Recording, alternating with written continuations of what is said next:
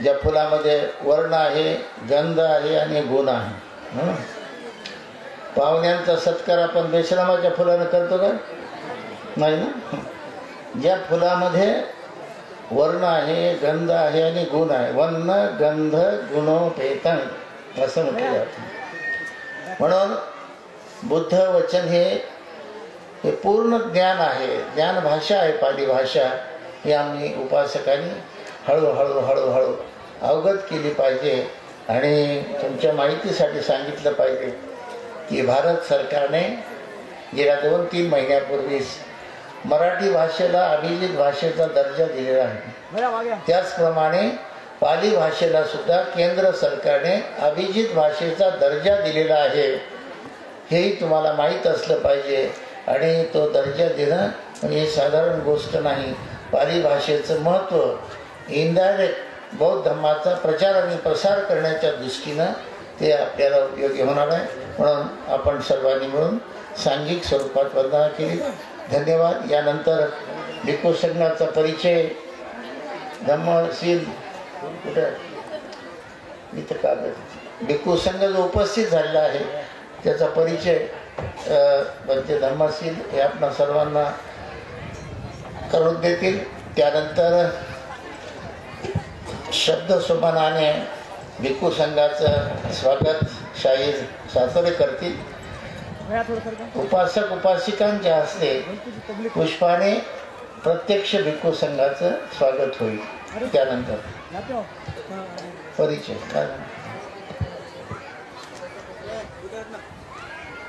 14वी अखिल भारतीय बौद्ध धर्म परिषद आम्रवन महाविहार देगाव फाटा या धर्म परिषदेमध्ये श्रद्धेय पूजनीय भिक्खू संघ उपस्थित या ठिकाणी झाला आहे.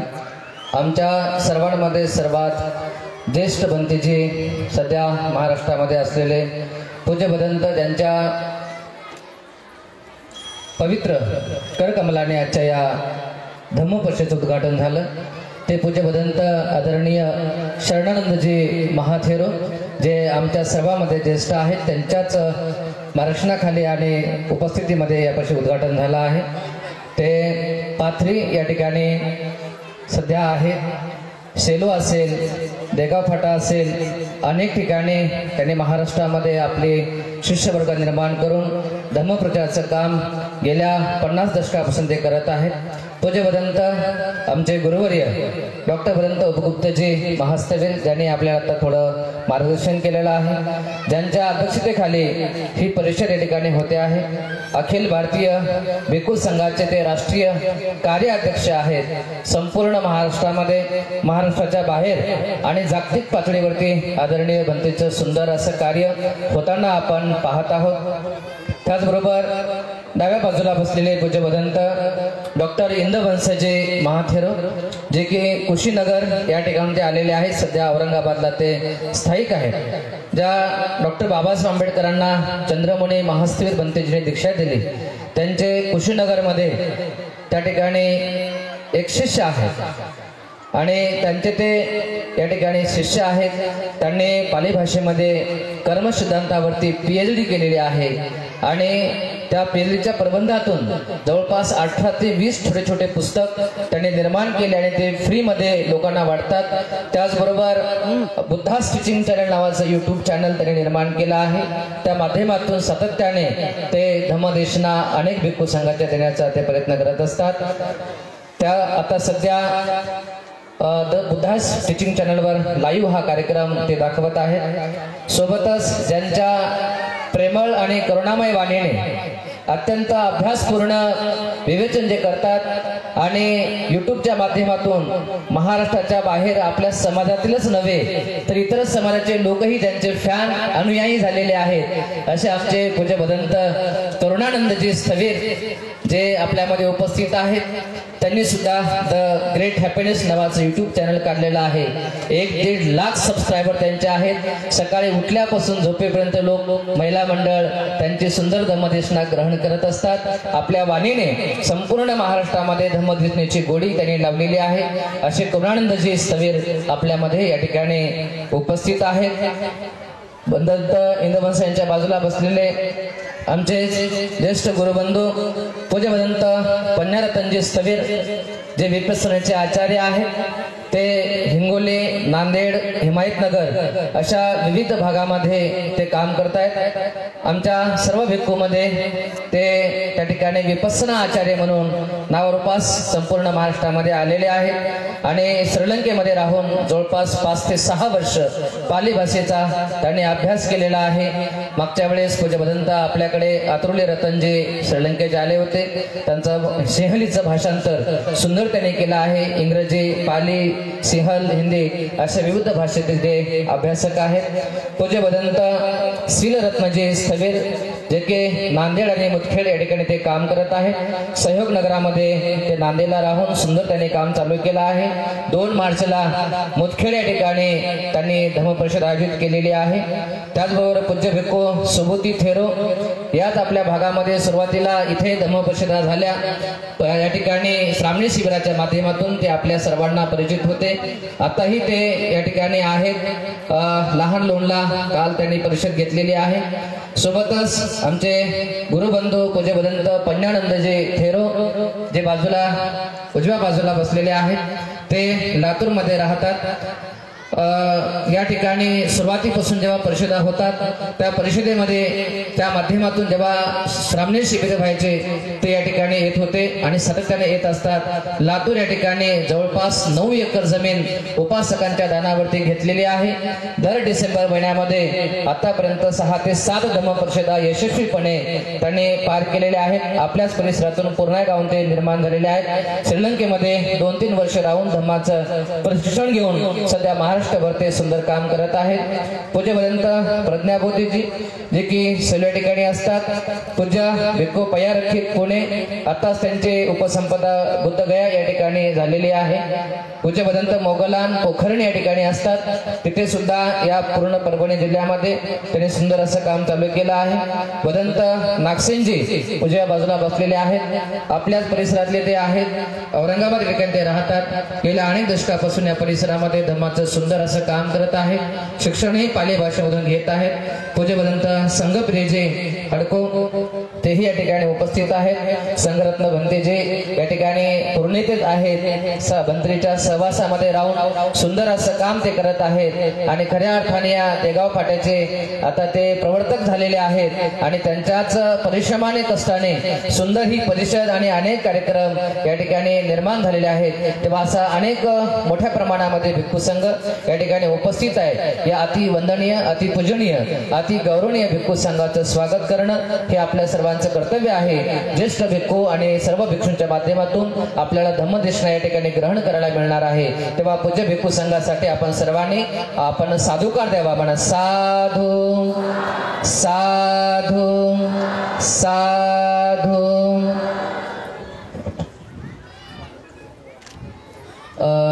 स्टेजच्या इकडल्या उजव्या बाजूला जे काही पुरुष मंडळी बसलेली आहे खुर्चीवर आणि खाली, त्यांना सूचना आहे, त्यांनी डाव्या बाजूला पुरुष मंडळीची व्यवस्था करण्यात आलेली आहे।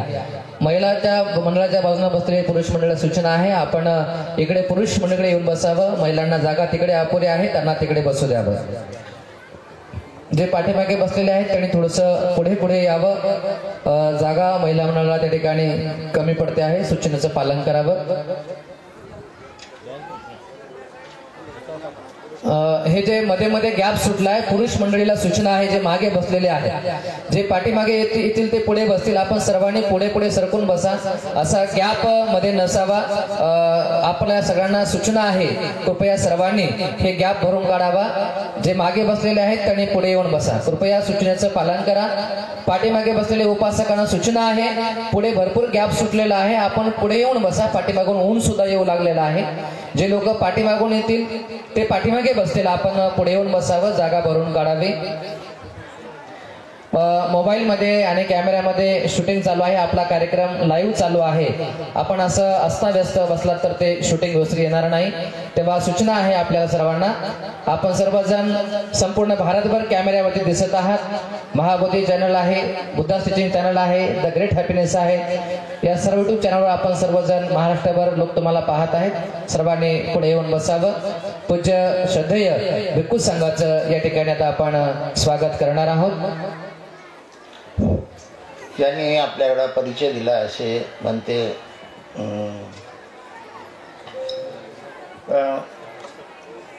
धम्मशील थेरो हे बीडला असतात. शिवणी या ठिकाणी 5-6 एकर जमीन घेऊन सुंदर विहार आणि अशीच बुद्धमूर्ती आपल्याकडे जशी आहे ना तशीच बुद्धमूर्ती बीडला सुद्धा तो साचा नेऊन आपण तिथे त्यांनी बसवलेली आहे.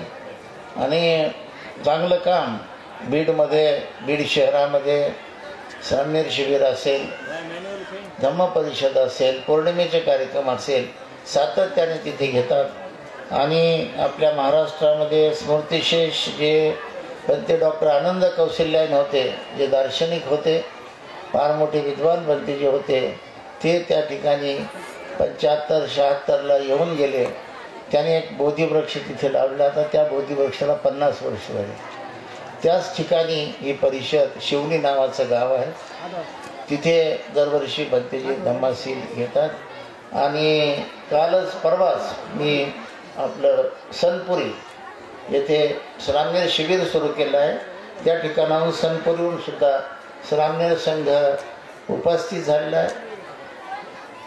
परभणी जिल्ह्यातील सर्व जिंतूर, सेलू, मंठा, पूर्णा, परभणी, मानवत, पाथरी, परतूर, जालना सर्व या परिसरातील उपासक मंडळी परिषदेला आज उपस्थित आहे. आणि तुमच्या या सर्वांच्या उपस्थितीमध्ये ही धम्म परिषद संपन्न होत आहे. तर परिचयानंतर शब्दसुमनाने आमचे सातोरे भिक्खू संघाचं स्वागत करतील. त्यानंतर पुष्पाने स्वागत होईल.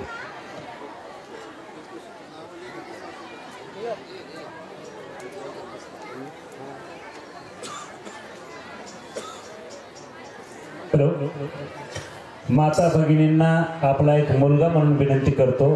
कुणाचाच आवाज येत नाही, फक्त माता भगिनीचाच बोलण्याचा आवाज येत आहे. कारण तुम्हीच आम्हाला बोलायला शिकवलं. या ठिकाणी तरी आपण थोडंसं शांत बसा.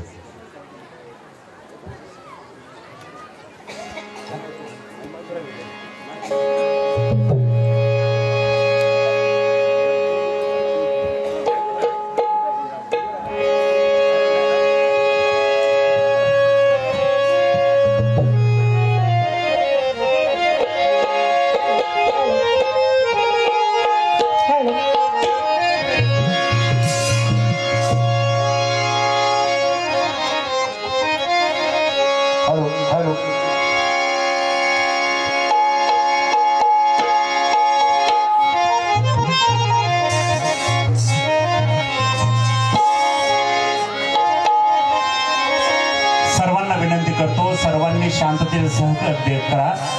आपण भगवान बुद्धाच्या धम्माचे पायिक आहोत. मी तरी सांगलेलं उचित वाटेल, पण तुम्हाला भंतेजीनं जर तो उपदेश केला तर आपल्या जीवनाला काहीच अर्थ राहणार नाही. फक्त शांततेचं सहकार्य द्या. आज या धम्म परिषदेला बहुजन समाज आला. आजच्या या परिषदेला बहुजन समाज आला. गाऊन या स्वागत गीता, स्वागत करूया आता, स्वागत करूया आता.